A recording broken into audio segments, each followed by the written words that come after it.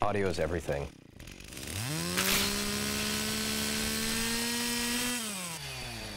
The sound of Gears 2 is crunchy. In one word, I'd say meaty. I talked to Mike Larson, who's the audio director on the project. I'm like, Mike, it's got to be crunchier. He's like, what does that even mean? I'm like, it just needs to have that crunch. See, we're close. He likes crunchy, I like meaty. I think being meaty and crunchy is really the same idea of really pushing the sounds, to their ultimate potential. It's like the world. It's heavy. It's grounded. It's substantial. You can't have thick characters, big monsters, heavy environments, grounded environments, and have tinny, light sounds. They have to carry their own weight as well. It needs to hit, it needs to have punch, and it needs to just deliver and solidify what the entire experience is. For Gears of War 2, we ended up re-recording almost all of the audio. I think about 85% of the audio is new. We recorded all new weapons, all new ambience, all new voiceover, and all new music. The Lancer sound effect is new, it's punchier.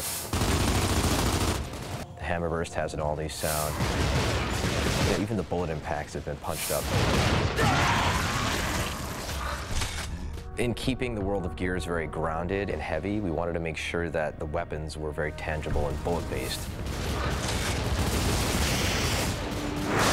All of the source material is real guns, real explosives. You don't have to start dealing with that whole kind of Mars ray gun, woo, woo, woo, woo, woo, woo type audio. And that's one of the reasons Gears feels so good. It feels so real and tangible. A lot of the fun of a weapon is purely down to how it sounds.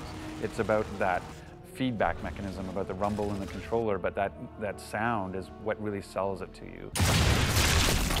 It's the funny thing about Gatling guns is if you ask a person what their Gatling gun sound is, each person has a different one. So mine is like, but other people are like, and it's just a fun exercise to try with your friends sometime. It's great at parties, really.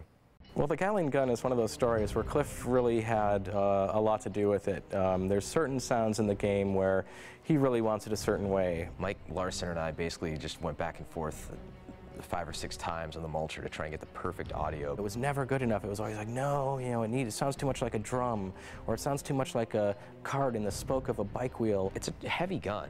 It needs to feel powerful. At the same time, you still need to hear all the bullet sounds kind of cycling in there. I put together 6 brand new Gatling gun sounds, and I asked Cliff to come down to my office. So he sat behind me, and he's like, okay, get ready to shoot.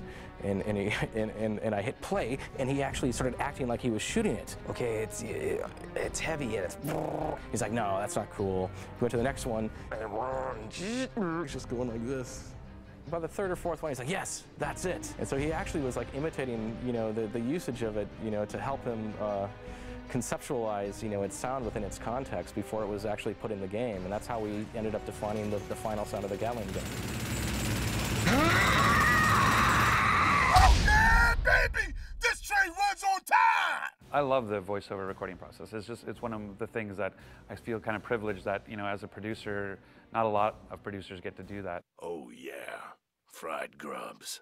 The Locusts are actually voiced by, normal, regular voice actors, and they do really great monster voices. But what's amazing to me is that they have almost complete control over their phlegm in their throat. In addition to the vocal tonality, there's... it's really both disgusting and yet intriguing because the director can actually say, yeah, I just need a little bit more phlegm or a little less phlegm, and they can do this really strange, they just bring it out of nowhere and do this amazing stuff that basically sounds really cool. You don't even need processing, but when you're done, you pretty well want to throw up. Yeah! Yes, Gears is a brutal kind of, dark experience, but there's also a lot of heart that's there, and I think it comes through in the music. When you have a theme like Hope Runs Deep, you definitely are trying to incorporate that into the music and trying to have that sort of, it can't be depressing, it has to have its upbeat, patriotic moments, it's sort of, driving battle tracks and those sorts of things. So you definitely want to have that carry you through, that you feel like you're fighting the good fight and that you want the music to bring you along on that trip. Scoring for Gears is actually a lot different than scoring for a film. We were fans of Steve Jablonsky's work, from his work in Transformers as well as his work in Texas Chainsaw Massacre, and he's a very prolific A-list Hollywood musician. The score for Gears of War 2 is cinematic in respect of the instrumentation I chose to use. You can do effects with the orchestra where you can't tell, is that an orchestra or what is that? You know, depending on where the string players place their bows on the strings, or you can just have them, you know, they don't like to do this because it ruins their instrument, but you can have them banging on their instruments, making cool noises.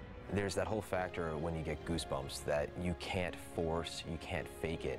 And once we had acquired some of the early tracks from Steve Jablonsky, I put it in my little memory card, I put it in my car, I was driving home one day, you know, and wonderful afternoon, top down, game's looking great, feeling good, and the music started building to a crescendo. And I looked down at my arm and I actually caught myself getting goosebumps. And I swear to God, you can't fake that, you can't force that.